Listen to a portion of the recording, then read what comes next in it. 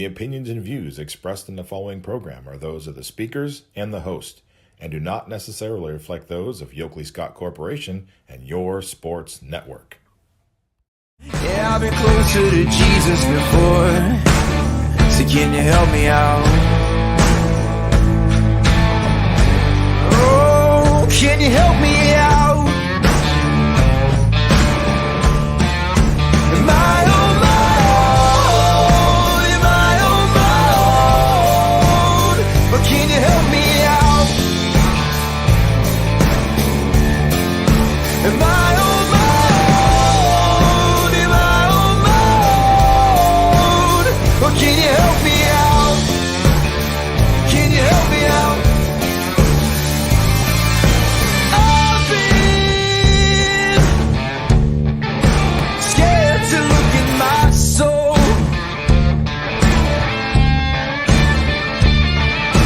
I've been afraid I would follow the road. Yeah, afraid of the things I've been told. Hello, everybody, and welcome inside a Thursday episode of Running Point on ysnlive.com. As always, we are brought to you by our good friends over at Greenwood Chevrolet in Austintown. They go the extra mile for you, so you don't have to. And we're going to go into we're going to put the logo, I should say, up in the top right-hand corner of the screen, so you know where to go. If you are in the market for a new or used vehicle, it is Greenwood Chevrolet in Austintown right there. No one will treat you better than them. I promise you that, over there in Greenwood. So if you go over there and if you do use their services, make sure to tell them that Anthony sent you from Running Point on YSN. So today is going to be, we're going to have to pivot a little bit. We didn't have a lot of games get in yesterday. Rain was definitely a factor, and it didn't come before the games. It came during the game. So there were a lot of games that started and couldn't finish. A lot of suspended games going on right now last night that will have to be finished today before the next game starts. So today's schedule looks a little bit different, and obviously last night's schedule, we didn't get a lot of finals in. So instead of the scoreboard today, we're actually going to bring up the standings page. We're going to take some time to look at how the conferences sit right now. We're a couple of weeks left in the regular season of softball, one more week left in the regular season of baseball. So I think it's a good time to look at where we sit, where the standings are, and what's kind of how these conferences are shaking out. So that's what we're going to do first today. And then second half of the show, as always, we are going to feature a player profile on today's show. We go down to Austintown Fitch, and we hear from their catcher, Kylie Folkwine. It's a great interview. Me and Ty Bartell were both on the stream for it, and it's a great conversation with Kylie Folkwine. It's probably like her 7th or 8th player profile that we've done. I mean, she plays 3 different sports, and she's a standout in all 3 of them. So you got to get her every season. So no stranger to Running Point, no stranger to YSN, Kylie Folkwine. That interview will be played here on the show in a little bit. But first, let's go to the standings. Let's hop on the standings page over at ysnlive.com, which is a place that we don't usually get to on Running Point. It's one that definitely still exists, and we want to bring some light to it. The standings page is presented by R.L. Craig, and they are the wonderful reasons why we are able to bring you this even greater extension to your resources that you can use ysnlive.com for. Not only can you get live scores on the scoreboard, but you can also see how those scores are affecting the conference in the standings page. ysnlive.com/standings is where you can find it, and it's presented by R.L. Craig. Let's start with the AAC. We'll look at the baseball and the softball. You look at Austintown Fitch leading the baseball right now with that overall record, putting them in top, even though they're tied with Fitch with a 3-1 record overall in the conference. Then Howland haven't played a huge league schedule yet. They're just 1-1, but they're sitting there in 4 with a 3-2 overall record. Boardman 1-2 and 2-8 overall, and then Warren Harding rounding out the pack in the AAC with a 0-3 record, 4-3 overall. When you look at this baseball standings, Fitch is one of those teams that everyone was trying to see what they would bring to the table. They're a very young team, and you never know with young teams. They could be really good. they could have some young moments. So I think they came into this season, and a lot of people are kind of on their toes. Like, what's Fitch baseball going to look like? But I'll tell you what, their pitching staff and their defense has carried them a lot this year. They've had offensive spurts, but I think the backbone of that team, just like Canfield, is their pitching. Howland definitely more of an offensive team, and that's why I'm kind of interested to see how they venture in the rest of their schedule. Just 1-1 on the season, so they have a lot of conference games to play. They're going to be a good match for a lot of these other teams, the AAC, that really rely on their pitching and defense more times than not. So I think the Tigers are still in it with just that one loss, but obviously not as many games played as Canfield and Fitch. Canfield with a tough start to the season, they've really come right back and not let it affect them. They had a tough trip on to Myrtle Beach. They came back and they've won conference games since. And, in all intents and purposes, they have a lot of momentum right now. And everyone knows what Canfield baseball is all about, what Gary Niddle kind of puts on the field. So no shocker there that Canfield's right there in the mix. But it's a 3-team race right now, as you can see. Howland, Canfield, Fitch, all with one loss.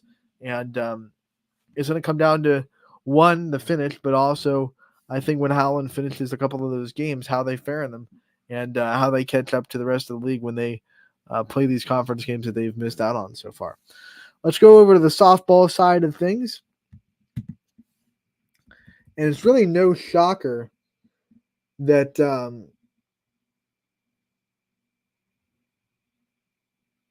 Fitch is up top, and then, Canfield sitting there right next to him because Canfield beat them, Boardman, Warren Harding.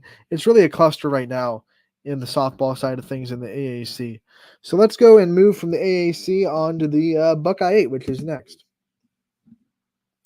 Buckeye 8 Conference is one that features Beaver Local, and it looks like this on the baseball side of things. St. Clairsville undefeated right now with a 5-0 league record. Indian Creek 3-2.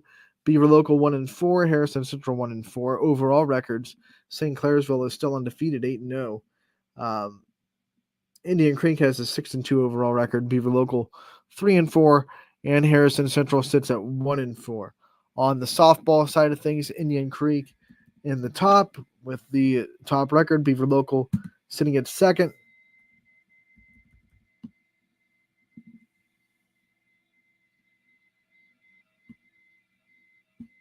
Hold on, I hear a really weird noise that is kind of...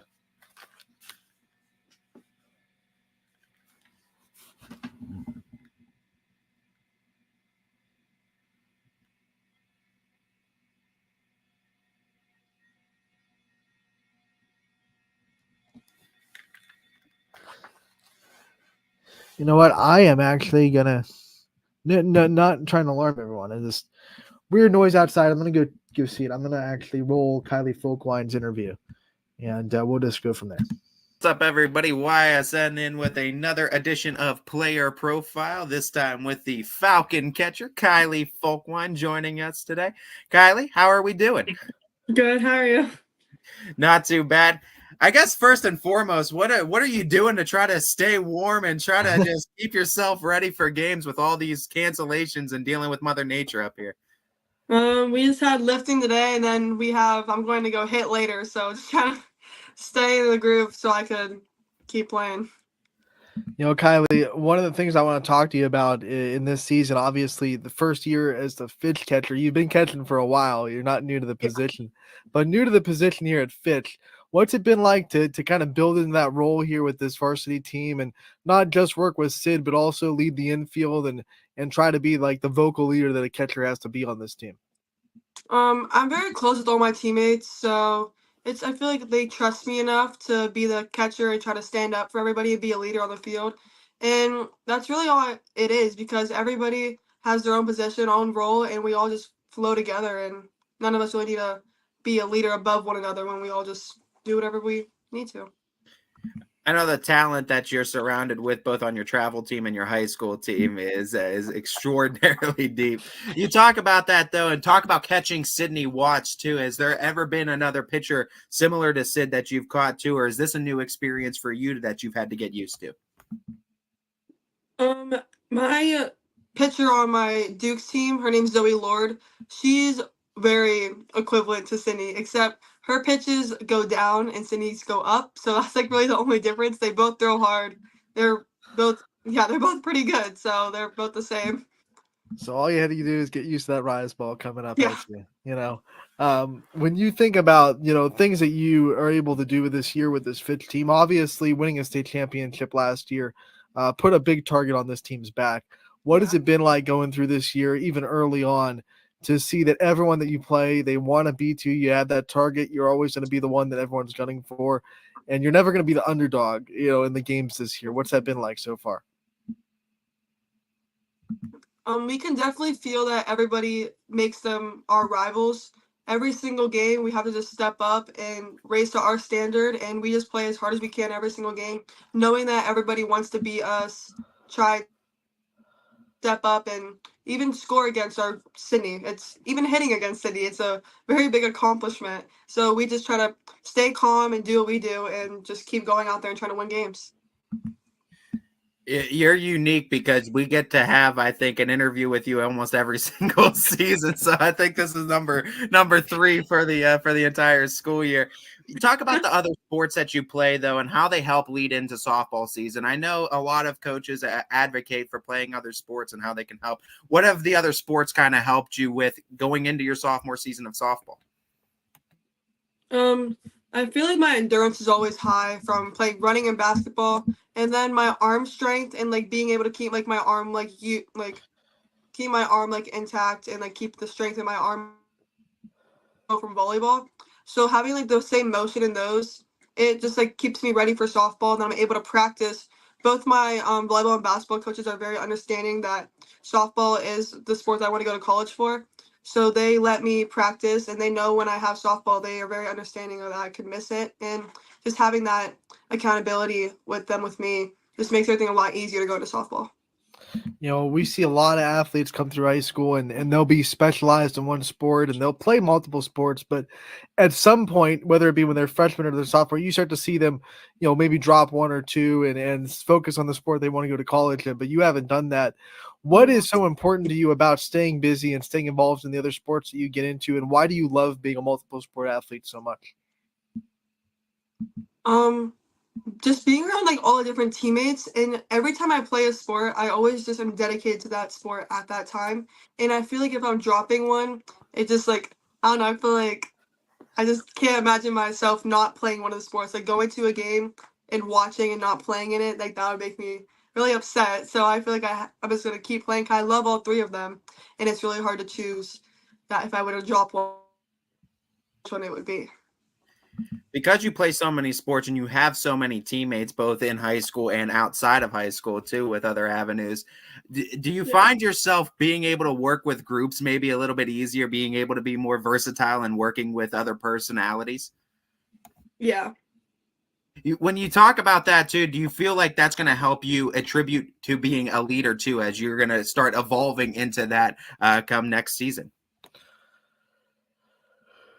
Yeah, being able to be around a lot of people and having the same personality and learning other people's personality, I feel like that makes myself contribute to like knowing what people expect from me and what they think of me, so I could raise myself to be a leader from surrounding myself around them all year long.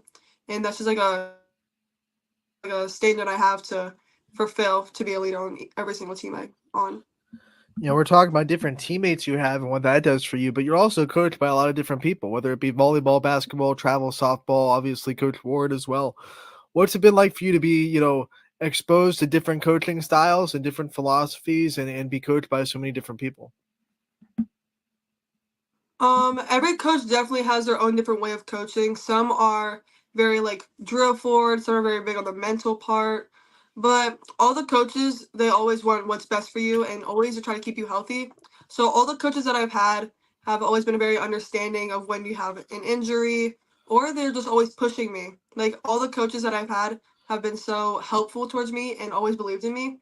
And so I feel like that's also another part of why I play all three sports, because every coach I've had, I just love them so much because there's great people and it's great to be around them.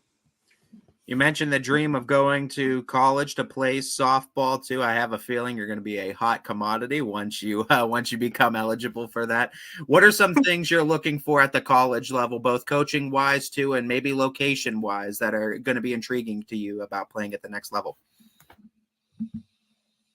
I just want a coach that like feels like it just feels like home. Like feeling if I'm with them, I just can be myself around them, and like they're able to push me to my limits. Because I want a coach that's gonna push me hard and not just be easy on me and let me do whatever I want. Like I want them to challenge me, and I want people to be better than me on each team. So I have to keep working harder to get better.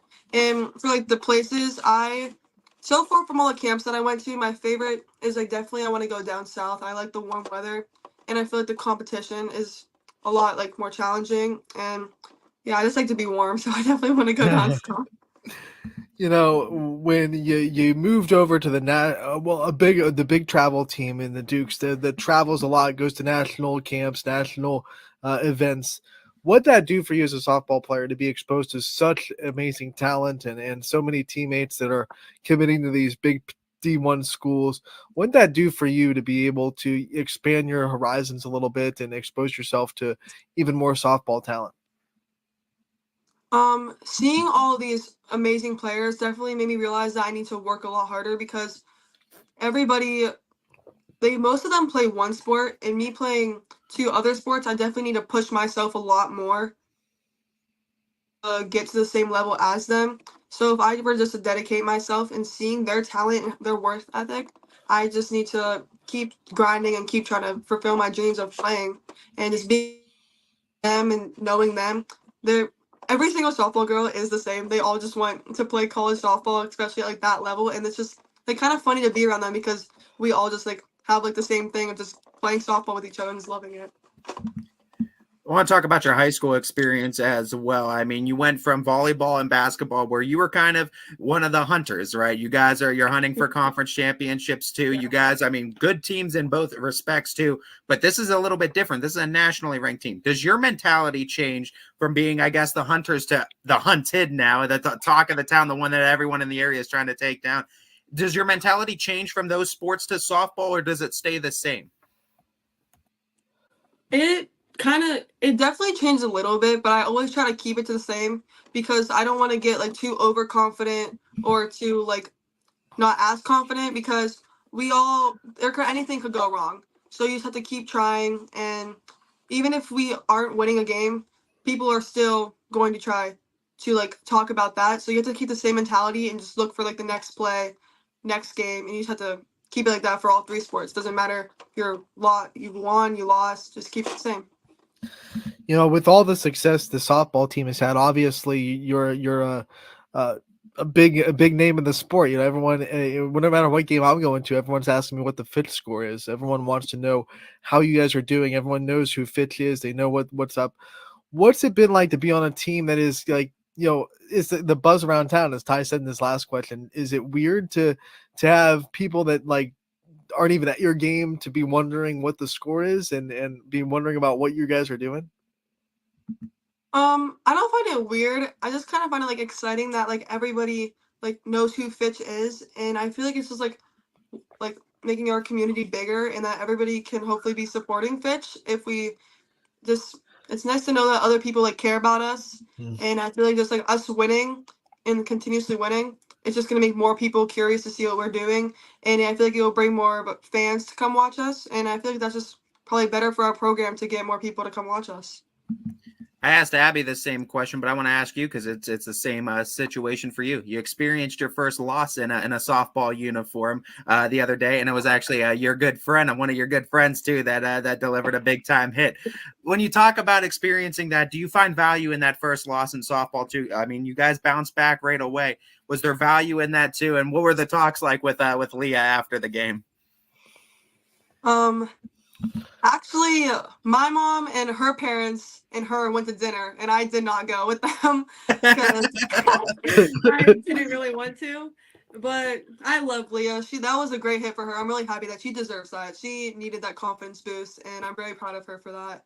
But losing that game, I feel like that definitely we needed a setback because we were just used to winning. Like like known. I haven't felt in high school what it has been like to lose with softball, but just having that setback is just gonna make us keep pushing farther. And one of the talks in the locker room were that Texas just beat Oklahoma, and Coach Ward just like kind of like compared that to us, and Oklahoma's gonna go win another national championship this year, and we can just compare that to that we should go to state, and we just need to keep pushing harder every single practice and game to just make it to where we want to be. That's awesome. And Coach Ward's always comparing you guys to Oklahoma when he's talking to you. I was part of one of his talks after a scrimmage. What's it like to have Coach Ward always like trying to compare you guys, or I shouldn't even say compare, but trying to draw your knowledge from other colleges or other teams that you can see on the big stage and saying, this is how they do it. So let's try to mimic that and mirror the things that obviously big successful programs like Oklahoma are doing.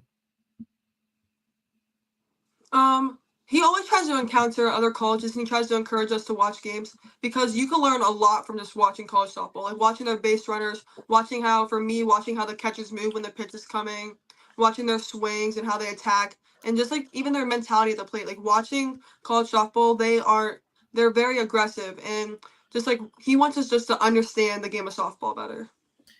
I think Fitch is one of those teams that is continuously trying to raise the standard, and I think they're doing it once again. Very successful program before, but now they're taking it to the next level.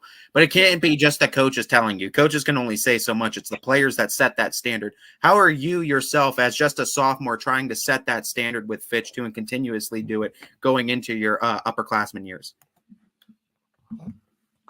I know my role in the lineup. Batting 4, I know that my goal is to try to make contact somewhere on the ground or line out in the outfield, because usually we will have someone on base, and my goal is to hit them in or just advance them. And when I'm catching, I know that my goal is to try to get strikes called, try to throw runners out, and just be a leader on the field and in the dugout. Just like, even though I'm younger, I feel like I've earned respect to even upper and underclassmen that they can count on me and I can count on them, just to take like any criticism as well, or just cheer each other on. That's all we really need. So Kylie, before we let you go, we got to hit you with some rapid fire questions to get to know you a little bit off the field. My first question is, if you could play at any other position, obviously you're a catcher now, so if you could transition to maybe a position that you haven't had the chance to play yet, what kind of position would you want to play? I want to pitch. We asked Abby this, and since that was your answer, I'm going to ask it too. With the trend on social media right now for softball is, lining up the whole team, having them all pitch, and then trying to guess who the pitcher is. If the non-pitchers did that, who do you think could sell it the most? Well, it's kind of like cheating, but Kayliana, because she used to pitch. So That was the answer from Abby. You have any big softball superstitions that you stick to? I have to eat either Chick-fil-A or Subway before every game. My hair has to be in some sort of bubbles, and I have to have eye black on, and I have so many. I can go on forever. And I have to have jewelry on. Like it's a long list. What's your softball ick, Kylie? Oh.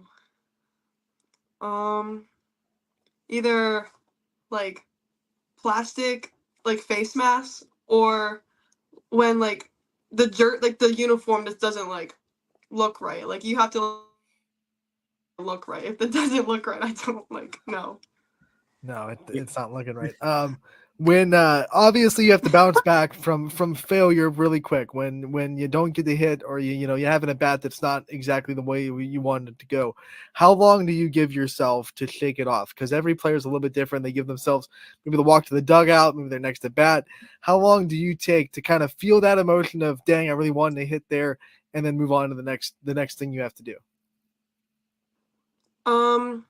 After the next player goes into the box, or if I was the last out, I have to shake it off right away. That's really what I have to do. So I'll just go into the dugout, set my glove down, and then as soon as the next player gets into the box, I just start cheering for them. So hopefully they can hit the ball, because obviously I did not. So That happens less often than it does, so that's always good, Kylie. Who are some of the other good friends too outside of Fitch softball that you have in the softball world? We talked about Leah. Who are some other ones? my cousin Brooke from Crestview. I can't think of any on the top of my head. Josie Milliken from West Branch. Mhm. Kaylin Pleska, Jaylee Will, Kira Brogan. They're all like my old teammates, so there's like a bunch of them. Yeah. I had to around. break the dam too. Yeah. It took one or two, and then it Yeah. started. Yeah. I think that's all. Kylie, before we let you go, though, I do want to give you the opportunity to shout out the support system. I know you've been doing this a lot through almost every interview, but I want to give you the opportunity. Shout out your softball supporters and who's been there for you throughout this journey. Thanks to my parents, my family, our school, our community, and all my coaches and my travel coaches. They've all supported me throughout everything. I'm going to challenge you. Give someone a shout out that hasn't been shouted out yet in one of your interviews. Give someone out there, maybe that supports you, a friend, give someone a shout out. Oh, okay. My best friend, Riley. Boom. There you go. Shout out Riley out there. Going to be the all-time assist leader at Austintown too. So for sure. Kylie, thank you so much for joining us for another edition of Player Profile for you. This time the softball edition. Best of luck this season as we're going to be rooting for you all the way. All right, thank you. All right, so that was Kylie Folkwine, and that was played a lot earlier in the show than I thought it would. It was the weirdest thing. I'll tell you what. I'm sitting here. I'm talking about the standings. I have the standings page up, right? And I hear this like loud like clacking that's like ting ting ting ting ting ting, and I'm like, what the heck is that? It sounded like it was happening right outside my door. So here's what happened. My dog, I guess he wanted to play with his bone or something, and he wanted to play with me, like throw his bone. He does that from time to time. But then he realized the door is shut, so he gives up. He drops the bone, and then goes off and does whatever. Well, he dropped the bone like right next to there's a register or a vent or whatever right outside my door. So he dropped it like right next to it, and I guess something was just making that bone just clack against the register repeatedly, like ding, ding, ding, ding, ding. And it was loud. And I was like, what the heck is that? It's definitely not a noise that you hear too often. It's not like he's leaving the bone there all the time. So it was one of those things where I was like, I better check what the heck that noise is, because it sounded like something could be like breaking or one of the animals could be getting into something. So I was like, well, might as well just play the interview I have in the can. Thank God that's not live. And I can just go take care of whatever I have to take care of. But it was just a bone on the vent clanging against the metal. But it was definitely something I was like, whoa, what the heck? So sorry if that alarmed anyone, my abrupt need to play a pre-record interview there, but we're all good. Everything is good. It was just a dog toy clacking against a metal register. Go figure. Welcome to live streaming, right? Anything can happen on a live web show. With that being said, after that Kylie Folkwine interview, what we're going to do, we're going to take a break, and we'll be back on Running Point, brought to you as always by our good friends over at Greenwood Chevrolet in Austintown. 21 News delivers the news as it happens, using the latest technology from where it happens. Live here outside the Mahoney County. On air, online, Wednesday afternoon weather update. Very dangerous. and on the 21 News social media platforms. I'm on the road right now. 21 News, the Valley's only locally owned source for trusted news since 1953. Craftsmanship to us is 60 years of pride and dedication. Passed down from generation to generation. The hardwood floors that your kids take their first steps on. The solid wood doors you quietly close at night. The things we create day in and day out are the products that end up turning your house into a home. At Baird Brothers Fine Hardwoods, uncompromising quality and craftsmanship built our business. And it will keep us moving forward for generations to come. Going the extra mile at Greenwood Chevrolet means we want to take care of the community that takes care of us too. And we have to work together always. And that's how you stay in business for 40 years. You know, I love being a helper because when I help somebody, it makes me feel good. It means a lot that I can make a difference in others' lives. So I will do everything I can and just being there for them every step of the way. I want them to know within the first 5 minutes that they could depend on me. That's what going the extra mile means, only at Greenwood Chevrolet. Before the lights come on, before the workday begins, before a long day is ended, or it's time to have fun. It all starts with the people at Joe Dickey Electric. From replacing a light fixture in your home to building a substation for your business, no job is too big or too small. The people of Joe Dickey Electric power them all. Joe Dickey Electric, over 60 years of powering the Mahoning Valley.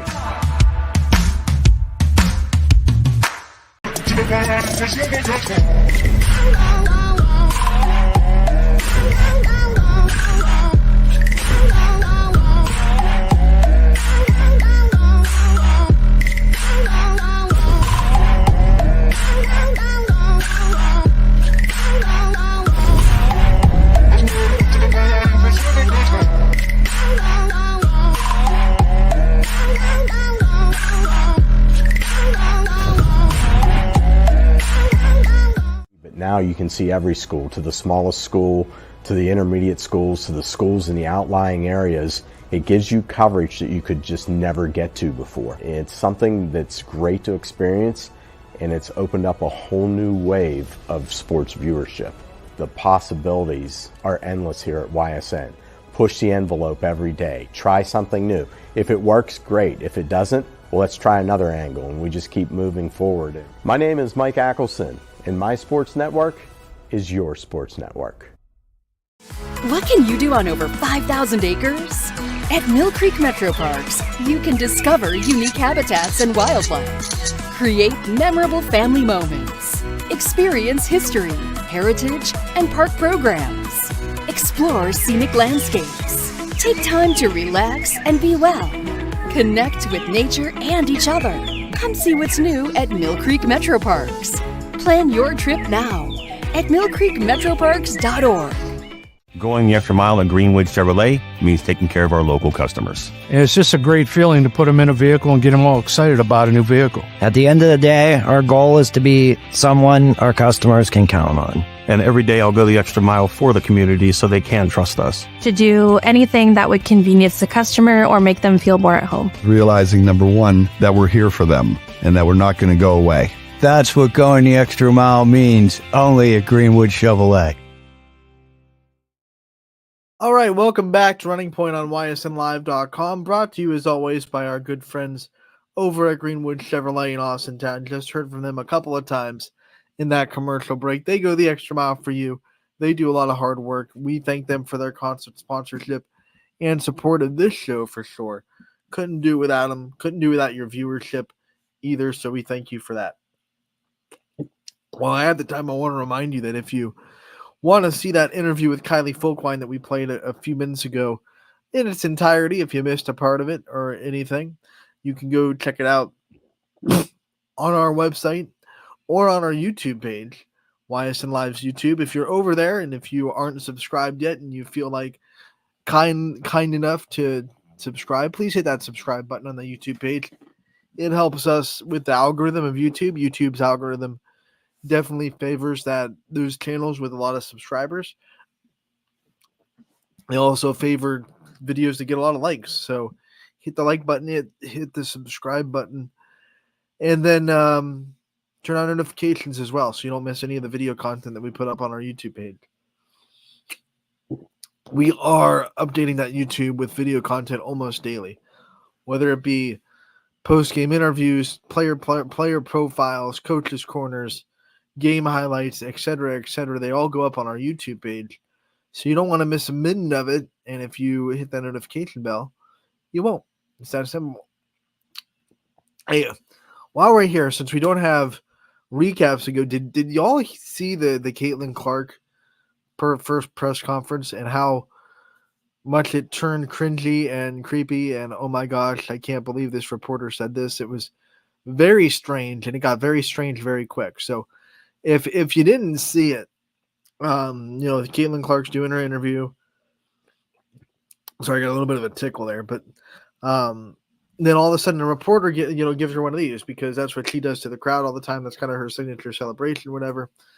This is not that. That's not the huge issue, Okay, it's her signature. He does it to her. He asked a question about it. She says, "Yeah, I love doing it to my family and my friends in the crowd." He says, "I'm glad you're here." And then this is when it went from slightly like to over the line, like, okay, you can't do that if you're a reporter covering women's sports. He said, "If you do that with me, we'll be fine. If you do this to me, we'll be fine. No. And he came out and he apologized on Twitter, and it was one of those ones where he's like, "Oh, I realized but he was apologizing for the wrong thing. Like, he was apologizing for doing this to her, and he was apologizing for saying that he's glad that she's here. That was not the part where you crossed the line, my dude. Where you crossed the line was when you said, if you do this to me, if you do this for me, for me, then we'll be okay." That is next level, just not okay creepiness, cringiness. And he's doing some he's like a legitimate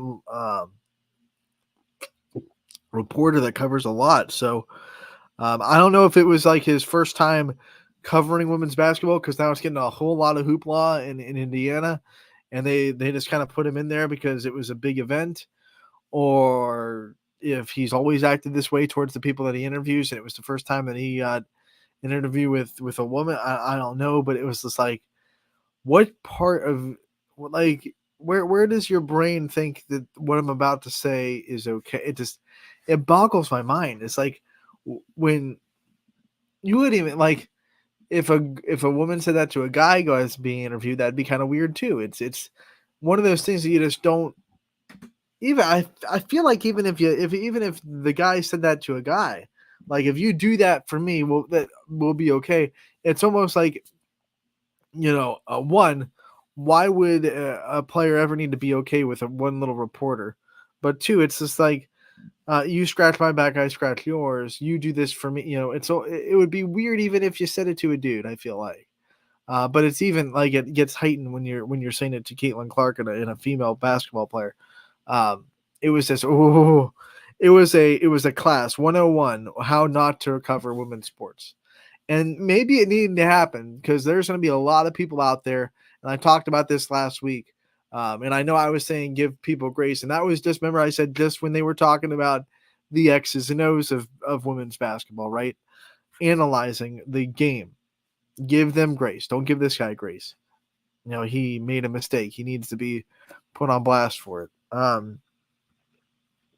But there's going to be a lot of reporters and interviewers and content creators and yada yada, all that fun stuff, that are not used to covering women's sports, that now are going to, because of the way that it is blown up. And I think you see that just everywhere. ESPN, Fox Sports, even podcasts are having Caitlin Clark and Angel Reese on, and all that fun stuff.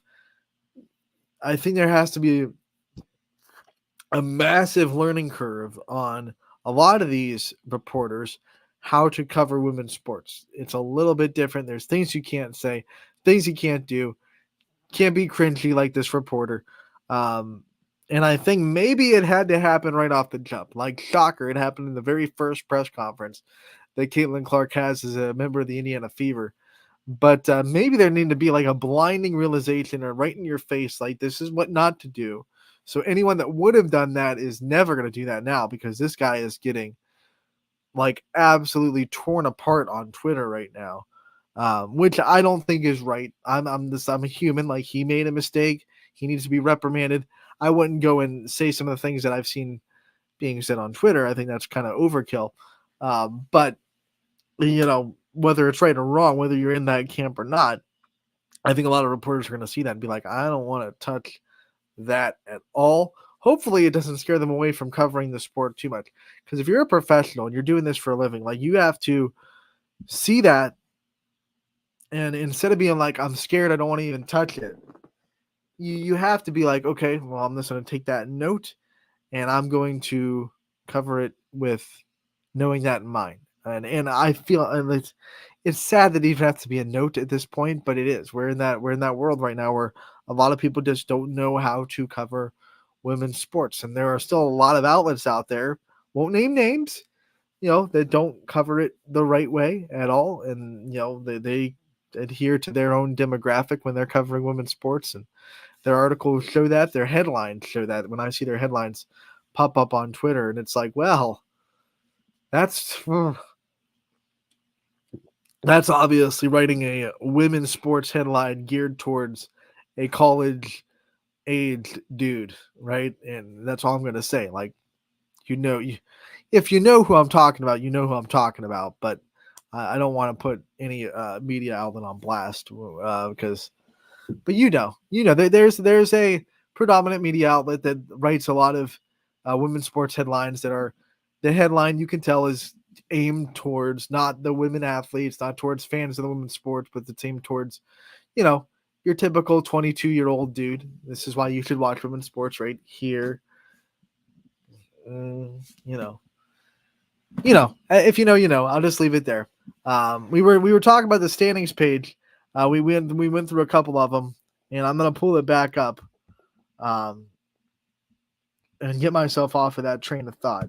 But if you saw Caitlin Clark interview, once again, final thought on that, it is a absolute masterclass on what not to do when covering women's sports. I'll tell you that much.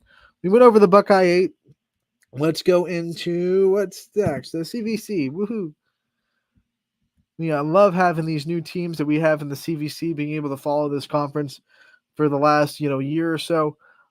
Orange in baseball sitting there 2-0, a good win a couple of nights ago as well, 2-3 overall, but 2-0 in the conference, which that's all that matters. Hawken 3-0 in the conference, 6-4 overall. So when those two teams end up playing each other, it'll be a fun matchup.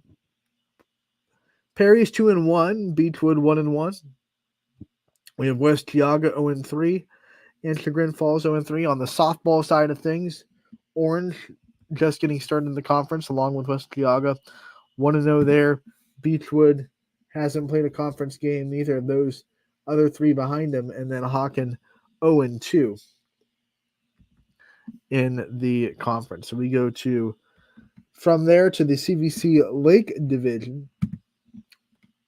And this is where we find most of our Ashtabula County teams. Madison leading in baseball, followed by Geneva, Jefferson, Edgewood, Lakeside, and Conneaut on the softball side of things. Conneaut leads that side. Jefferson behind them, followed by Perry, Edgewood, Madison, Geneva, and Lakeside in the bottom of the conference.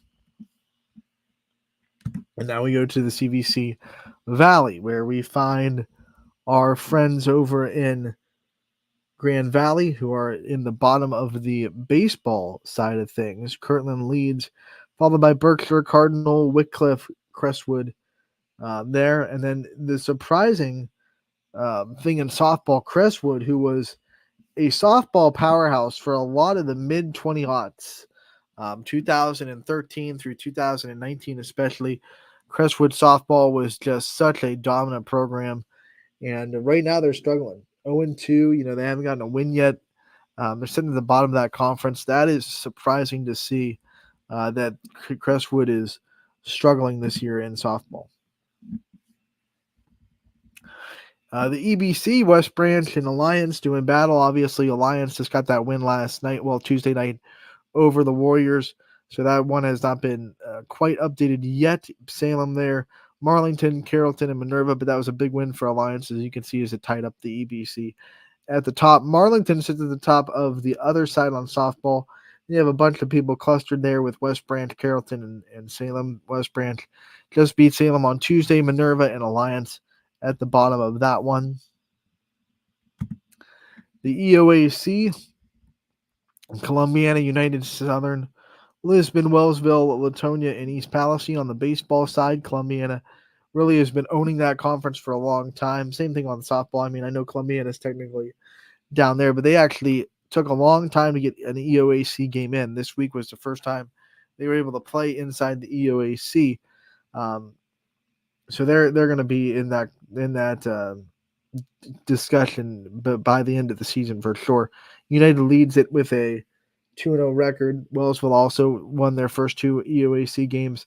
Southern and Columbiana, they played on Monday, and Columbiana got the win. They are leading suspended game 5-1 right now in the third. So they're looking to sweep the Indians in their first EOAC series of the year.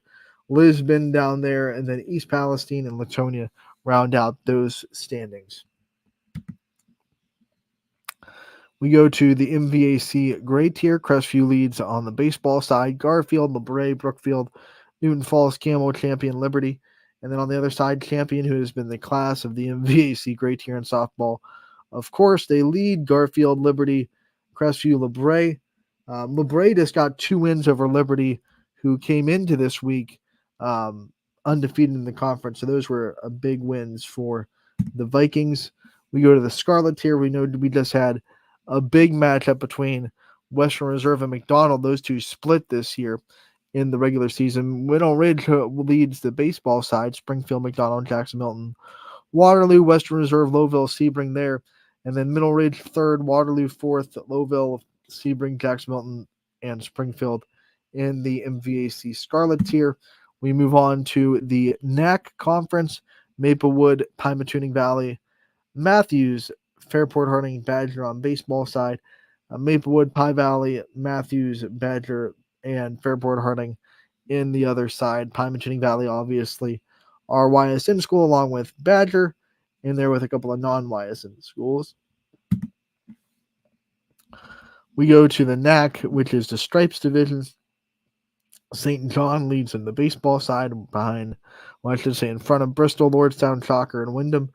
Chalker is a really good softball program. I know that's kind of surprising to some people that don't know, but Chalker actually has very good softball. They're in the front of that. St. John next, then Wyndham, then Bristol, then Bloomfield, then Lordstown.